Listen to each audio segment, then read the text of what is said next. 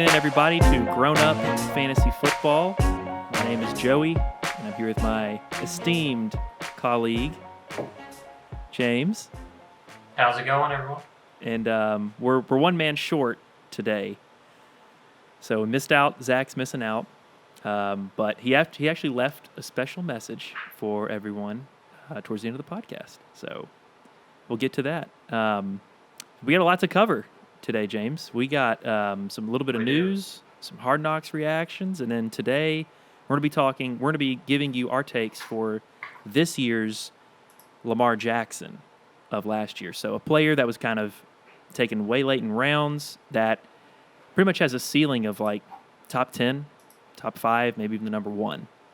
Someone you can draft late and will probably be drafted in the first round next year. Mm-hmm. That's what we're shooting for. Yep, right there. So without further ado, let's get into some of the news. News and updates. Looks like the Ravens released Earl Thomas. Man, he's been having issues all offseason. He seems crazy now. Do you think any teams take a chance on him? You know, the character issues, or not well necessarily character, but all this drama is a lot to take on for a team. But I mean, the guy's legit. I mean, he's perennial. He's talented for sure. Oh yeah, I think somebody takes a chance. You know, I mean, there's always Dallas. But I think Jerry Jones is coming out and saying there's like conflicting reports between, you know, he may be going. The Cowboys are interested, and then I think Jerry said maybe they're not.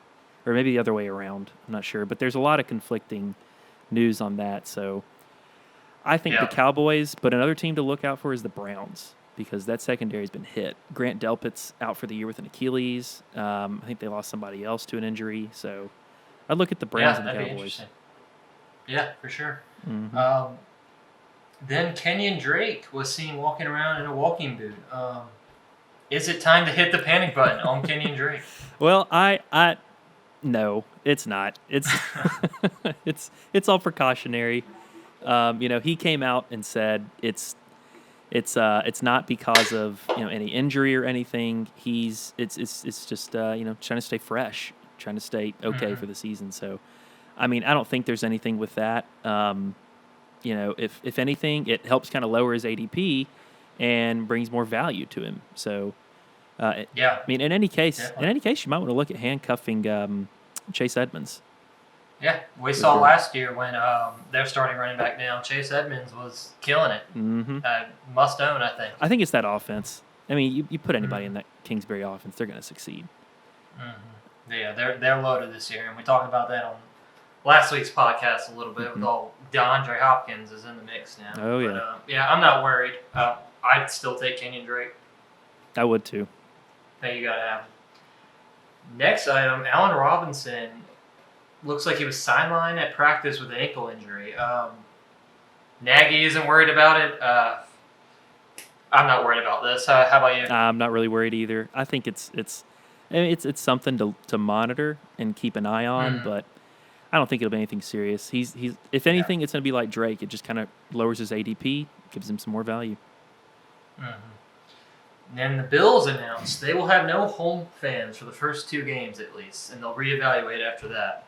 We've seen the Packers, they're doing the same thing.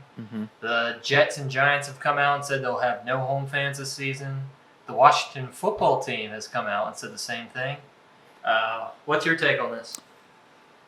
You know, you got to stay safe in this. I mean, it's probably going to be a common move, I think, as more and more teams start doing it. I think everybody's probably going to do that for at least the first 2 games and reevaluate. You know, I wouldn't be shocked to see if it's longer. But, you know, anything could happen. It's 2020. Stranger things have happened. I definitely think it's the right thing. I think every NFL team should just go ahead and say they're not going to have fans this year. It's too soon. Football's happening in a couple weeks. I mean, that's my take on it. Yeah, I'm right there with you. All right. Then Adam Gase, he has pulled Le'Veon Bell from practice because he thought his hamstring was tight. Is that it again? Even though Le'Veon Bell said nothing is wrong. Yeah. I mean, I don't know about you, James, but Adam Gase is just a trip, man. I don't think anyone likes him. I really don't know how he has another starting job. He really has never done anything impressive in his career. He hasn't. I mean, his one claim to fame is that he was the offensive coordinator with the Broncos back in, was it 13, when Manning set all the records? With Peyton Manning? Yeah. But I think Peyton Manning was the offensive coordinator there. It's Peyton Manning, yeah. It's like coaching LeBron, you know? He kind of coaches himself. So, yeah, I mean, Bell came out, said he's fine. So I guess it's probably another precautionary thing. I don't know. I don't know if you really need to monitor that much, though. I think Le'Veon Bell's fine. The Jets themselves, the whole offense, you know, I don't know about that, but... Yeah, exactly. If the player says he's going to play, then, I mean... He'll be fine. Yeah, exactly. Mm-hmm. Now, Sony Michel, he was activated off the PUP list. This New England backfield is very crowded. What back do you like the best in the New England backfield? I think it's going to be a little more common nowadays, but I think it's James White. He's the one to look at. I mean, Michel's talented. James White's talented. You got Damian Harris, who was, I think, a third-round pick or a fourth-round pick last year, who's talented as well. Did great things at Alabama. That's right, he did. But I think it's James White. I mean... The pass catching. If anything, this would help you get James White later in drafts. Then. That's right. Yeah, it definitely would. So I mean, it's news. Yeah, Michel, but you know, we'll see where he goes with that. Now, this is probably the biggest news story of the week. David Montgomery went down in practice with a leg injury, and it looks serious. Apparently, they were just doing a simple handoff play. He slipped and fell in pain. I mean, anytime we hear that, that sounds like an ACL tear or something. Yeah. So he's probably out for the season just based off this brief news. Well, was it a leg injury? I thought it was a groin. I heard leg injury. Yeah, that's what I saw on Twitter. You saw groin? I saw groin, I think, on Twitter. But yeah, this is a little worrisome. I mean, David Montgomery was, you know, the lead back last year, a rookie season, and I think he's more talented than he showed in Chicago. I think. Now, I mean, there's a case to be made that talent will shine through in the case of Allen Robinson, but I think, you know, especially when you have Trubisky throwing to you, but I mean, yeah, this. So my question, I guess, for you, James, is what happens to Tariq Cohen in this? Where do you see? Does he rise? I mean, he has to. He's always involved in the offense. Another name I've seen on Twitter going around is what's his name? Corduroy Patterson. Really? People are interested in him. Yeah. Wow. He's kind of like a gadget player now, isn't he? Yeah, definitely. That'd be interesting. It's interesting, though, because he has kind of a similar skill set to Cohen. Yes, so, I guess so. I mean, he's a big guy. He's 6'4". Okay, yeah. I think he's 220 pounds. All right, never mind. He's the exact opposite of Tariq Cohen. Never mind.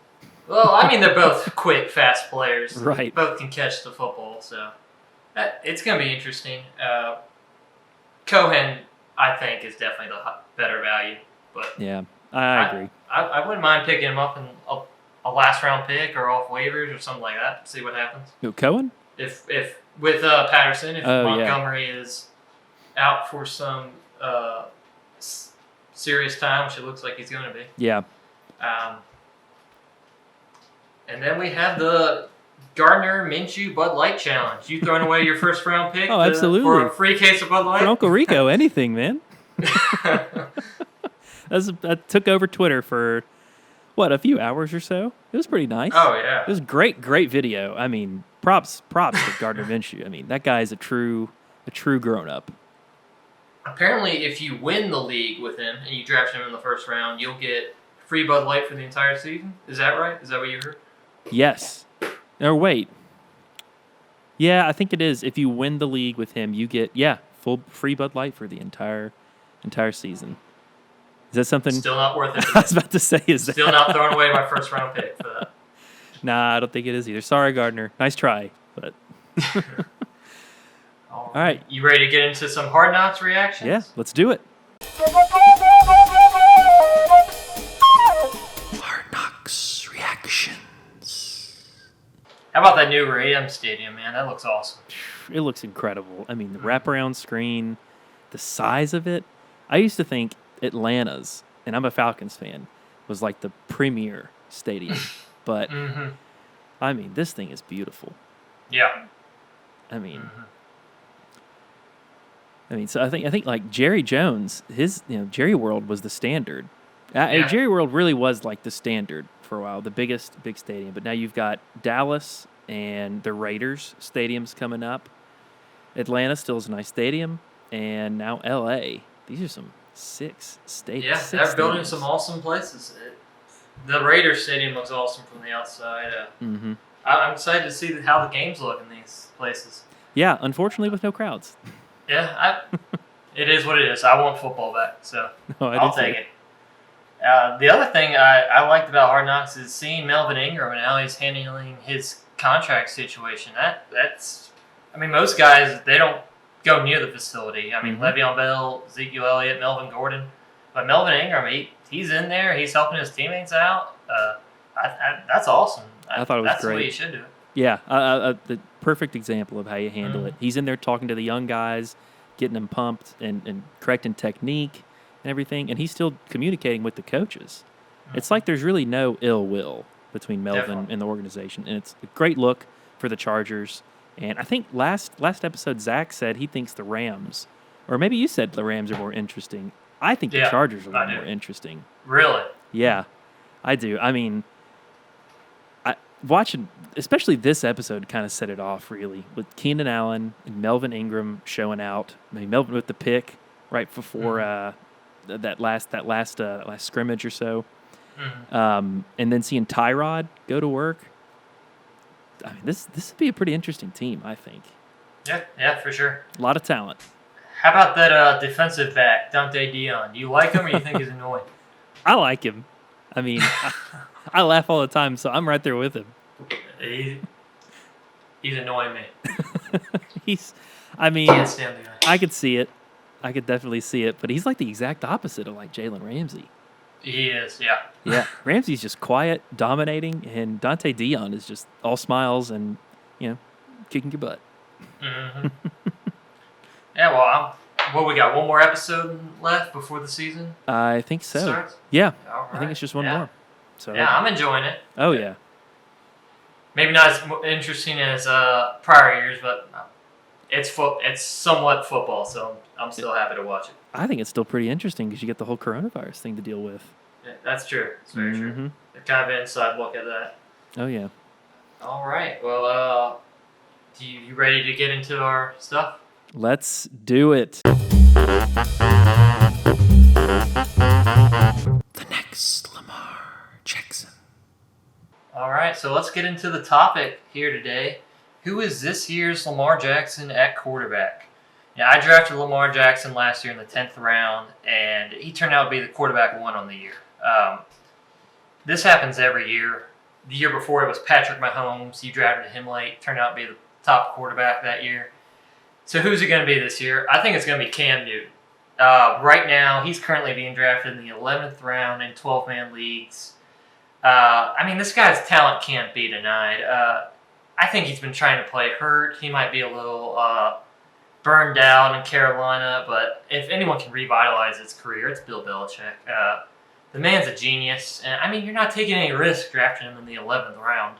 At worst, I think his floor is quarterback 12, maybe, unless he gets hurt, and his ceiling is his 2015 MVP year. Look at his stats here: 3,800 passing yards, 35 passing touchdowns, 132 rushing yards, 10 rushing touchdowns. He was a fantasy monster that year, and that's his ceiling. And I think it's very possible that he could get back to that, get back in form with Bill Belichick this year. It's tremendous upside. And I said this about Rodgers last week, but I think Cam has something to prove. He's kind of got a chip on his shoulder, and I think he's highly motivated. So I'm all in on Cam this year. I'd be perfectly happy not drafting a quarterback to the 11th round and able to Cam Newton. What's your thoughts on Cam?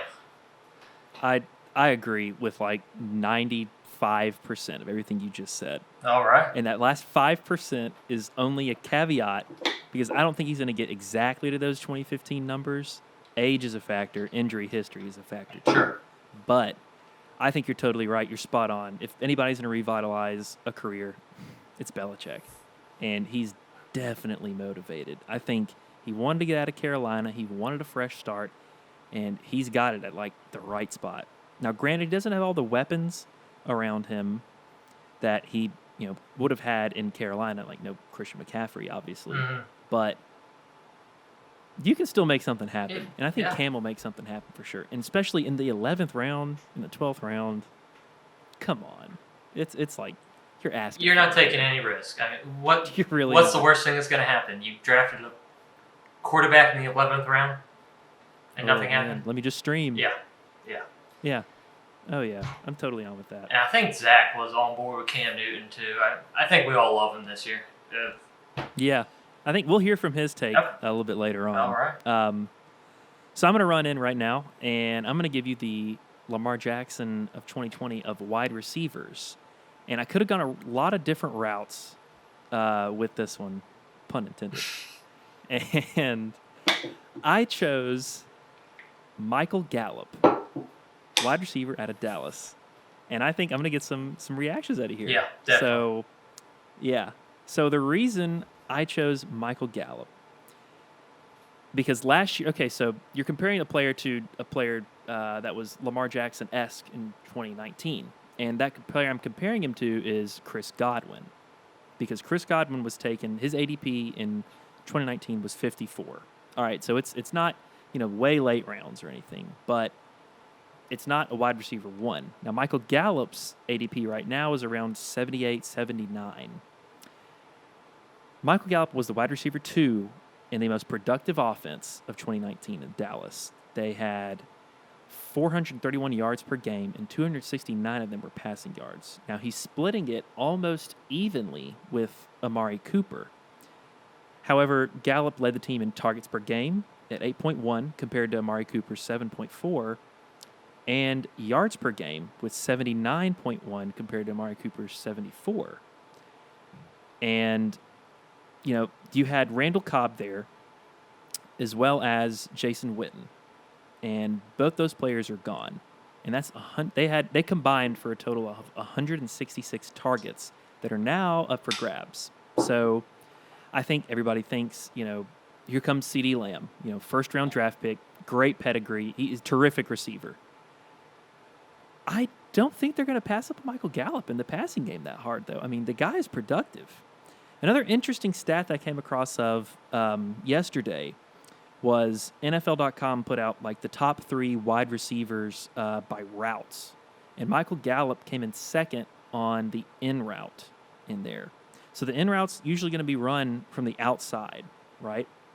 Now I was kind of looking at, measurables for Gallup, Cooper, and CeeDee Lamb.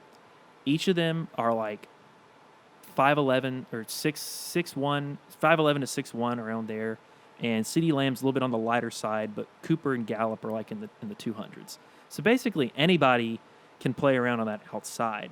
But Gallup found the most success on that in route that's run from the outside. I think, I don't see how Gallup doesn't produce in this offense. I think it's only going to get better. It can't get any worse. His floor because they're retaining Kellen Moore as the OC. You still got motivated Dak Prescott playing on a contract year. You've got a great offensive line. You've got a run game that is a threat that people have to commit to. I think Gallup's going to find a lot of success, and I think his ceiling is in the top 10. All right, well, I do not agree with this take at all. I do not believe his realm of possibilities is to be in the top 10 wide receivers this year. I just don't believe in the guy's talent. I think he's an average wide receiver at best. And they drafted CeeDee Lamb in the first round, which means they wanted some more wide receiver help. And I think CeeDee Lamb, he was a great player in college. I think he's going to be good in the NFL. I think he'll earn that wide receiver 2 position over Gallup. And I'm looking at mock drafts, and all these guys are being drafted after Gallup, and I like them better. Terry McLaurin, Marquise Brown, Will Fuller, Devontae Parker. Even Henry Ruggs, I think I'd like to have on my team more than Gallup. So I don't think he's a great value where he's being drafted. That's just my opinion.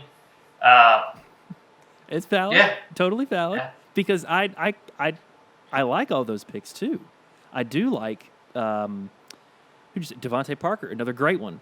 Terry McLaurin. I almost went with Terry McLaurin this year. Tyler Boyd was another one, and Will Fuller. All four terrific ones, and Hollywood Brown too, of course. You gotta have Hollywood in there. Mm-hmm. They're all great picks, but I think Gallup is I think he's criminally underrated because of the value you get out of him in that late round. Yeah, I think his ceiling's in that top 10. If he outpaces Amari Cooper like he was in receptions, or not receptions, targets and yards per game, I think he can only go up. That's my take. Yeah. Take it with a grain of salt. We're all grown ups here. Yeah, I guess we'll see when the season starts. I'm not a believer right now, and all right, well, get to your take. I hope he proves me wrong. All right, so tight ends. I think last year's Lamar Jackson tight ends was Darren Waller. I mean, the guy was drafted in the 14th round in my league, and he ended up as a tight end 3 in half-point PPR. A player I can see doing that this year is Mike Gesicki with the Dolphins. His current ADP is in the 11th round. And this guy was a second-round 2018 draft pick. This is his third season. He's 6'6", 249. He's a red zone target, a great receiving target. He's a very athletic tight end. I mean, we've seen with history with rookie quarterbacks with Tua, they like to throw to their tight ends. They're kind of a safety blanket. And Tua's a gunslinger. They're going to be trailing a lot, I think. I don't think the defense has improved much, so I think they're going to be airing it out, and I think Mike Gesicki is going to be the recipient of a lot of these garbage time points. Last year, he finished the season at the tight end 14.5 point PBR. Listen to the last 5 weeks of the season. 10.3, 16.4, 1.1, 6.7, 23.2. He was getting hot at the end of the season. When you're looking for, if you're not drafting Kelsey, Kittle, Ertz, or Gronk, you're looking for those high upside guys, and I think Gesicki's one of those guys who could possibly finish in the top 12 tight ends this year. And if he doesn't produce in a couple weeks, you can drop him. There's no risk drafting someone that late. I think he has tremendous upside. Yeah, I agree. The only thing I see with that is opportunity. I mean, you still have Devontae Parker, and I think Preston Williams, he hasn't opted out, has he? I don't think so. I think a couple of Dolphins receivers have, but you still have those wide receivers out there too. And Fitzpatrick is probably going to start, is my assumption. Now, I think he's actually been out of practice for the past few days, but I think by all accounts he's probably going to start. So I don't know if Gesicki's going to get that love at first, and if you're drafting somebody that late, you want that immediate return. If you're getting a later round tight end, so I think there's a little bit of risk, and I mean, there's always a little bit of risk in picking a late round guy. But I mean, I think you're not far off really with Gesicki. He's kind of the fantasy darling in tight ends this off season. I mean, so you think Fitzpatrick's going to keep the job the whole year? No, not the whole year. I don't think the whole year. I think Tua is too good, and I mean, obviously, I'm a little biased. I think we both are. That's right. But, I mean, Tua's too good to not play. I mean, I think Fitzpatrick's probably going to start, I'd say 5 to 7, being on the cautious side for his injury history. All right, so now let's hear from Zach in here, who his pick for the 2020 running back, Lamar Jackson of 2020 is. All right, what is going on, Guffers, Guff Gang, Guffies? I don't really know. My name is Zach, and I'm going to give you the next Lamar Jackson at the running back position this year. But before I do that, I wanted to comment on James and Joey's takes. So for tight end, James's take on tight end, the next Lamar Jackson being Mike Gesicki. Don't necessarily agree with that, and here's my reason why. Super talented tight end, okay? And he had great spurts and bursts of production last year. Unfortunately, those came after Preston Williams was out. I don't know if he's going to be able to produce that with Devontae Parker and Preston Williams being in, and then that switch around between Tua or Ryan Fitzpatrick being a QB. So there's a lot to see there. There's a lot of great potential there, but at the same time, I don't know if he's going to return that great value for next year's draft. You're able to get a great steal on him this year, and I think he is going to produce well, but I don't know if he's going to be one of those top-tier tight ends come next year. So that's my take kind of on the tight end. Now moving on to the QB, definitely agree with Cam Newton. I am a huge fan of Cam Newton this year. I think if there's anyone who can finish like Lamar Jackson did last year, it's Cam. I think he's primed in a great position with the Patriots, and I think everything just points in the direction for him having a breakout season unless he does get injured. But if he stays healthy, I think he's going to finish as a top QB this year. And you're able to get him in such a late round that it's practically a steal. Next, wide receiver. Michael Gallup's an interesting case for sure. I don't know how much I agree on this. I personally, I'm not neither here nor there on Michael Gallup, but personally, I would actually take Tyler Boyd instead, thinking that he could be a great breakout candidate. Also, someone like Will Fuller, maybe. They're both within that 7th, maybe late 6th, early 7th round ADP, but I could see both of them being a wide receiver 1 this season. Now, Tyler Boyd more comes on the back of whether AJ Green gets injured or not, or is able to actually play all 16 games. But if he is not, I could see Tyler Boyd having a great breakout season with Joe Burrow, with their offense. And then same with Will Fuller. His is more along the lines of if he does not get injured, and he's able to stay healthy, within that Houston Texans offensive passing attack, he could definitely be the wide receiver 1. And being drafted in the 7th round, being a wide receiver 1 with Watson throwing to you, yeah, I want him for sure. So those are kind of my receivers that I would take over Gallup in that area, that I could see, but Gallup isn't the bad pick to me. I don't know. Like I said, I'm kind of just middle on the road with him. So without further ado, let's get to my running back, who I believe will be the next Lamar Jackson. So who I'm going to compare him to is Austin Eckler of last year. So Austin Eckler, ADP last year was about the 6th round. Sometimes I could see him being taken in the 5th, but 6th round most of the time. He finishes the RB4 for the season, okay? So he definitely produced for you. You had to pick him in the middle rounds, but you were able to get him at such a steal and be able to get a great RB from that. With him, though, a lot of the things that happened last year was wondering if Melvin Gordon's holdout would last. If you took him so early, or even if you did try and take him a little bit earlier than 6th round, would it even be worth it if Melvin Gordon came back? So there was all of that toss up and all of that kind of question marks and unknown in the air that we didn't really know about. But it ended up turning out very well, and even when Melvin Gordon came back, he still produced well. So it ended up working out. So, and he also managed like 6.9 yards per touch, which is insane. So his efficiency was great. And that efficiency and those primary graces kind of came through that passing attack.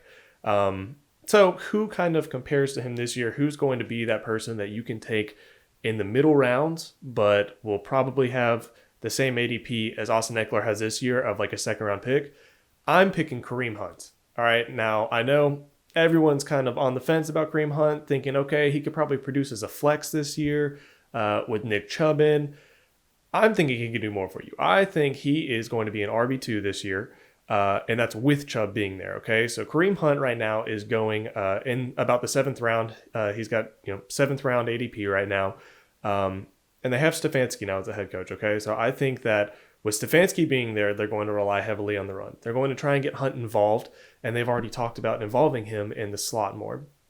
On top of that, Nick Chubb, instead of saying, yeah, I'm competing with Kareem Hunt right now, he's a great talent, but, we're just divvying up reps trying to see who's going to be that starter. He's come out and said he can't wait to share the workload with Kareem Hunt this season, which is kind of weird. It almost makes you think, okay, they've had those conversations and they know they're probably going to get equal playing time.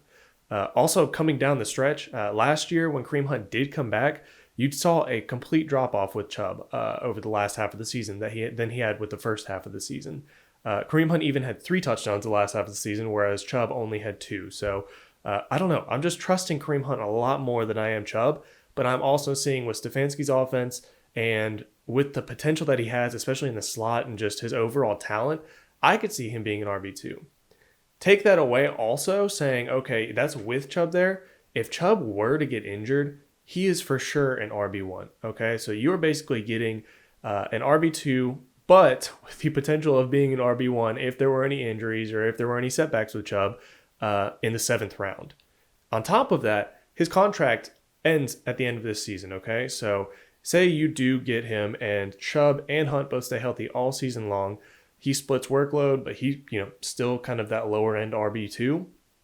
Next year, when you draft him, he probably will increase in his ADP just because next year he might be going to a different team.